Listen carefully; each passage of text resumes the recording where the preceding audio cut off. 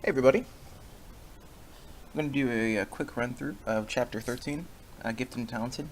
So basically what we're going to do is for this chapter, 14 and 15, the next two chapters, we're going to do these little eModules. My aim is to keep it to about 20 minutes each, and then you'll have a subsequent follow-up quiz based on the independent reading and then what we went over on this presentation now. So I did my best to cut these PowerPoints down so I can fit it in and make sure that we're hitting all the main topics. Now, gifted and talented, we're getting into this idea. It's more of an idea or a concept rather than a specific category, although we do recognize gifted and talented as a specific disability category, or not necessarily a specific disability category, but a category of exceptionality, or that this is exceptional needs. Under IDEA, we can give some supports for that. So, in simplest terms, we can basically break down this idea of giftedness into three basic areas. We have above average general intelligence.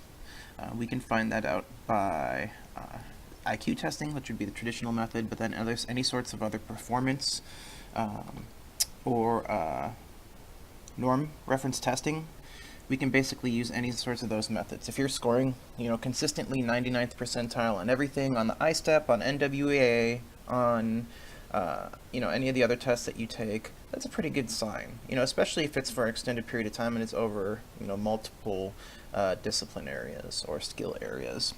So it's that idea of overall advanced general intelligence. And then usually we have this idea of some sort of specific splinter skill or some sort of area of specific giftedness. This could be writing, this could be writing expression, this could be poetry as opposed to more prose. It could be mathematical, scientific, artistic, musical. Basically, it could be any specific area. And then there needs to be a demonstrated need, at least according to IDEA. There needs to be a demonstrated need for services that can't be provided just in general. And we'll talk about the idea of inclusion and universal design in a minute, but basically there needs to be needs beyond what the gen ed teacher should reasonably be doing, for everybody in the class, not just people that are, gifted in some way. We should be making advanced activities, and we should be making more review or remedial type activities just for everything, because that's just good.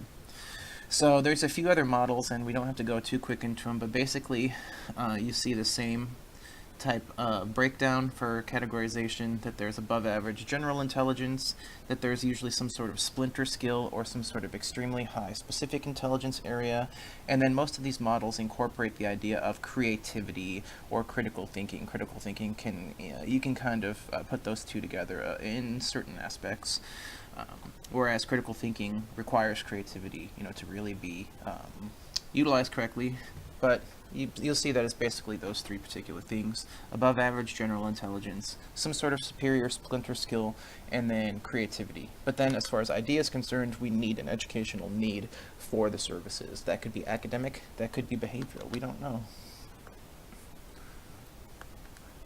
Okay, so basically the idea of gifted and talented students and how they will be basically identified or seen are students that are basically not challenged by course material.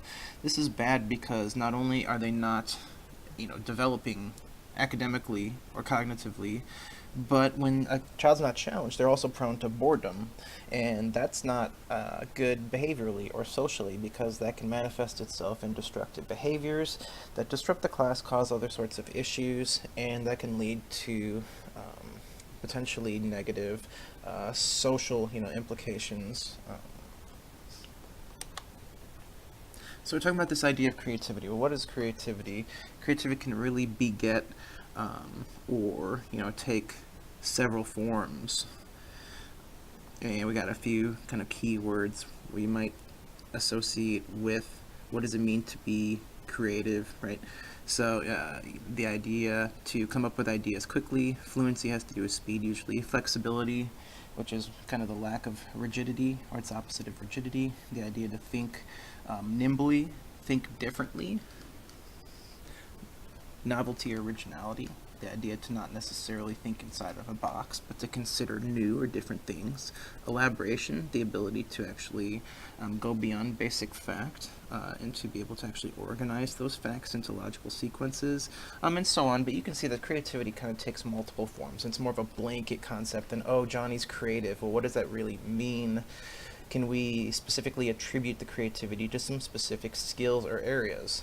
That's important for us specifically as special educators, because if we're putting down, we don't want to put down, is creative, because that's not very helpful. What we do want to put down is, shows very advanced, okay, like originality in ideas and in thinking. That would be a specific manifestation of said creativity.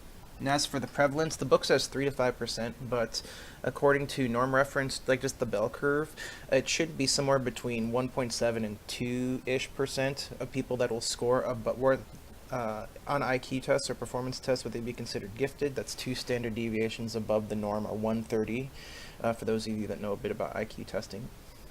But basically, for those of you that are still learning and are new to that concept, it's basically the top 2-ish% score above 130, and 130 is the line, 2 standard deviations, and standard deviation is 15. The median is the mean is 100.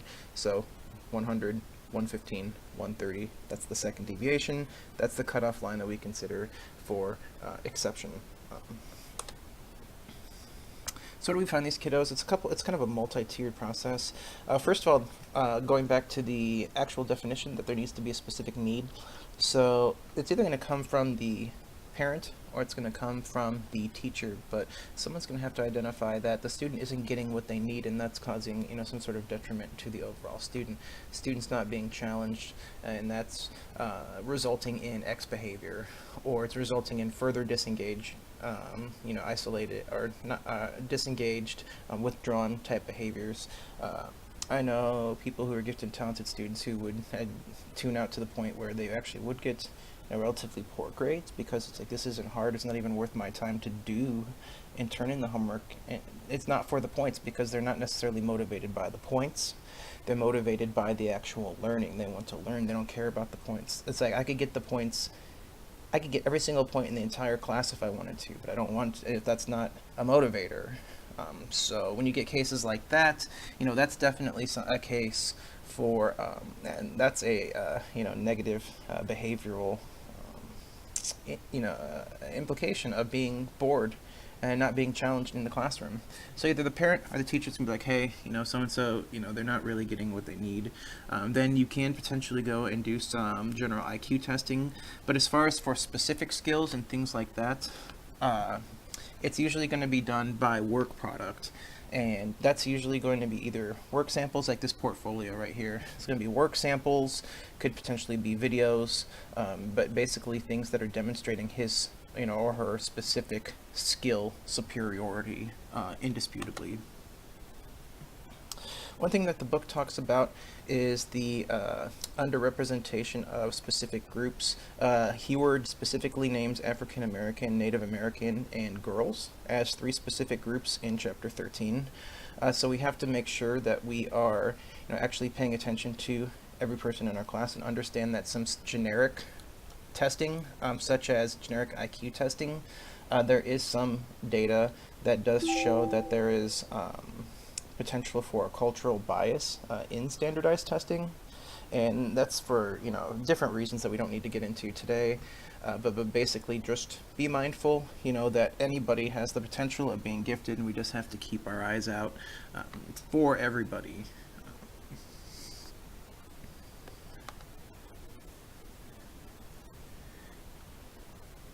No, I know one of the big movements lately, especially for girls, is trying to get girls into STEM. So that's definitely something that we want to be mindful of. Like I said, just going back to the whole idea about the potential for cultural or gender bias. At least historically, there has been some particular gender role definitions directed towards girls that may have shooed them or disincentivized wanting to go into particular STEM fields. That being said, I don't necessarily think we're living in 1950 anymore.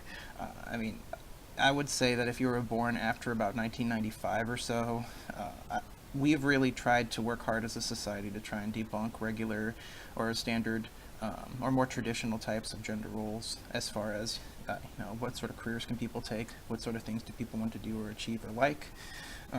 And I mean, this is my third year teaching now, and I ask this question every semester, and I have yet to have someone actually come and at least disclose. Of course, there can be undisclosed cases, but in about 350 female students I've had to this point, I have not had one person say that a school has actively participated in trying to push them away from some sort of STEM. As a matter of fact, it's quite the opposite, that schools have become extremely sensitive now and want to get more girls into higher tech types of fields and career paths and skill sets. Okay, so as for academic approaches, the simple answer, which is one that you would hear from people who might not know a bunch about gifted or talented education, is the idea that you either A, go faster, or B, make it harder. We actually have specific terms for both of those.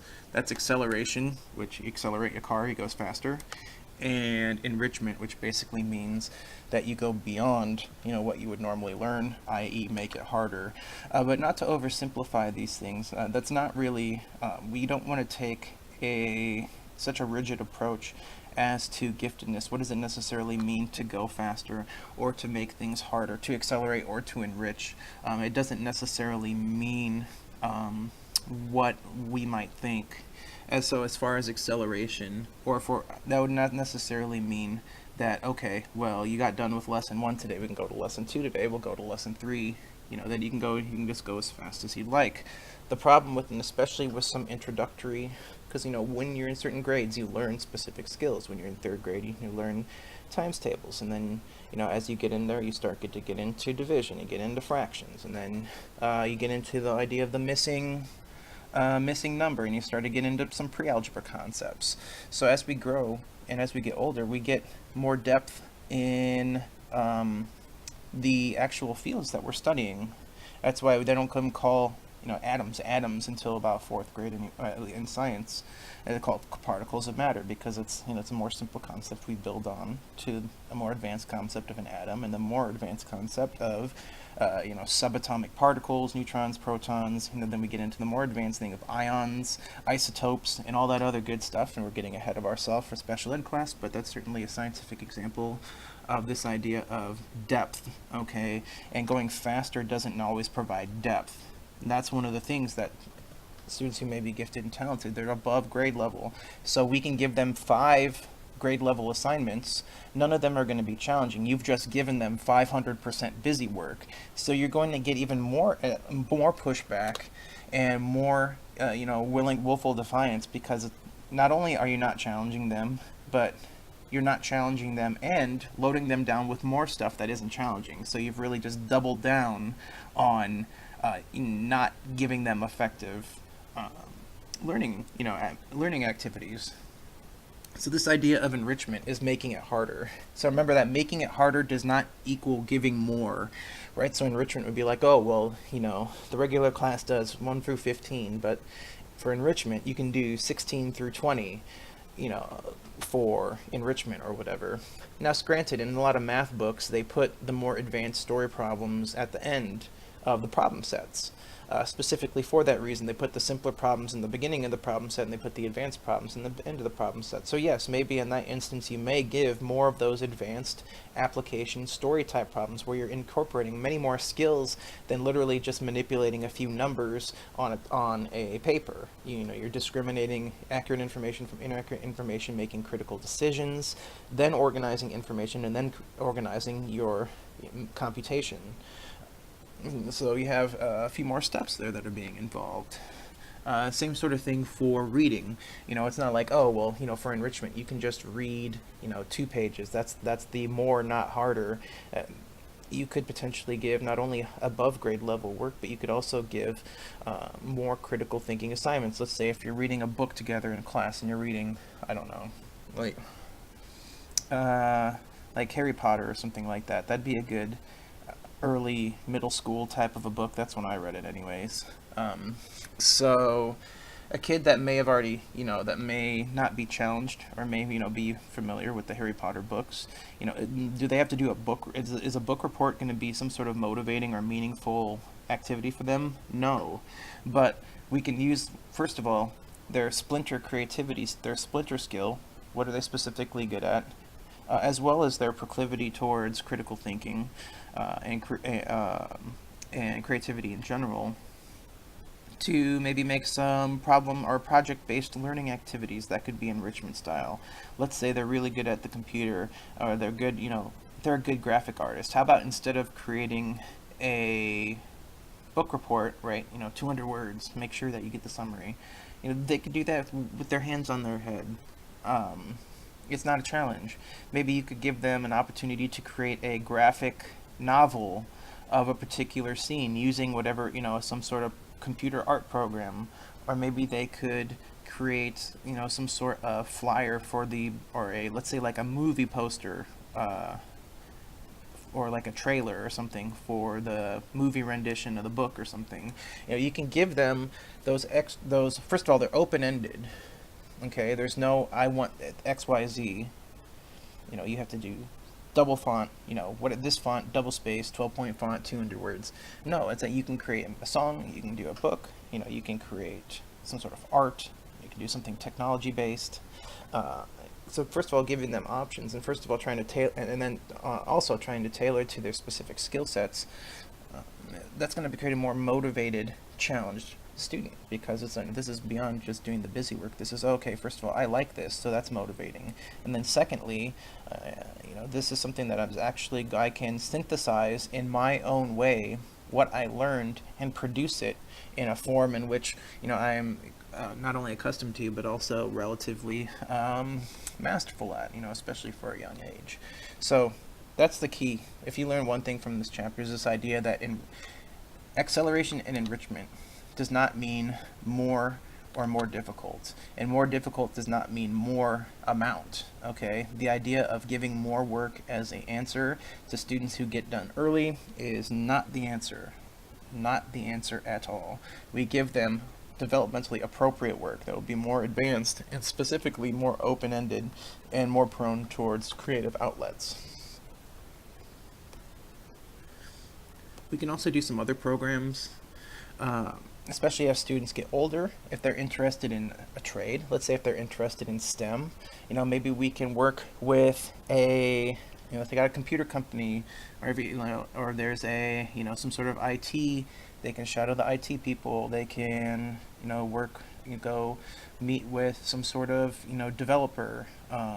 If they're into art, if they're into law, whatever they're into, maybe we can get them in contact with these specific people so they can go and, they can learn, and not only learn what they're learning in school, but also get some real life types of experiences as well. But remember that we can not only create opportunities to enrich learning in class, but sometimes out of class as well.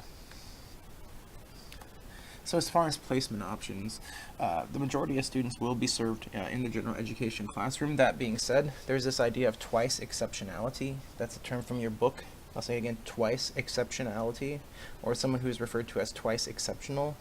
That is the prevalence of not only giftedness and talentedness, but a presence of a disability as well. For many students, that's a learning disability, but that's not necessarily limited to learning disabilities. You've seen twice exceptional students who have Asperger's, who have, are blind, etc. There's not necessarily only specific disabilities where you could have giftedness and a secondary disability. But we also do, we do have some special schools for students, especially more like magnet or art, types of academy schools. I know in South Bend we had a art and arts magnet school that students were able to go to that were, gifted in art, etc. But in the general education classroom, we have this idea of ability grouping and then cluster ability grouping, or mixed ability grouping. It's the idea that we have to mindfully use both of those to make sure that we're getting this idea of full inclusion. We don't want to segregate our class because it's like, here are the 5 elect smart people who get to learn everything that there is to learn, and then all of, the rest of the unwashed masses get to sit, on the floor and learn, just the standard whatever else. That's not what we want. We want to use mixed ability grouping because, first of all, we can activate elaboration and other sorts of higher order thinking skills by providing them opportunities to lead and to teach other students. Now, that being said, the smartest student is not always a natural fit to be a peer tutor or a peer buddy. In my own personal experience, I've seen many students who are very high achieving, who have been kind of forcefully or maybe not very thoughtfully placed with students with a disability, become extremely frustrated and sometimes angry because they didn't have the personal or the social skills or the empathy skills to be able to work with a student with a specific learning disability. So I don't want you to think like, oh, mixed ability grouping means I put the 5 smartest kids with the 5 most in need kids. That's not always the case. Personally, I would take a middle of the road achieving student who is compassionate and who has the good personal skills to work with a student with a disability, as opposed to the smartest person in the class, because the empathy skills and the ability to actually work and to understand oftentimes can outweigh the raw ability of the higher achieving student by quite a bit. So we have the idea of mixed ability grouping, where students who are a little bit higher can help students who need a little bit more help. But then this idea of ability grouping as well is important. We want to give students the ability to work collaboratively with other students at their level. That's important too, especially if we are doing some differentiated instruction like reading circles and things like that. That we can give, different types of assignments to different groups because we're trying to target different things. Maybe our more remedial or, recovery type of a group, we may be working more on sounding or decoding. If we gave that activity to the gifted group, they would be bored out of their face. We could then give the gifted group, like what we were talking about earlier. Maybe we could give them some sort of project-based thing. Maybe we could give them some sort of open-ended or problem, some sort of critical thinking exercise. Now, I kind of understand some of the naysayers who say, well, isn't that kind of unfair that the smart kids, quote-unquote, like smart kids get to do all this cool stuff while kids who really need help are, they're being forced to go back to the basics and to just drill and kill, the worksheets all day? And I guess my answer is, well, yeah, I do agree that would be unfair if that was the extent of all year, if that's all that would happen. That's why I would say that's why we use mixed ability grouping combined effectively with ability grouping. So there are appropriate times when we should group students based by ability to give them more developmentally appropriate activities.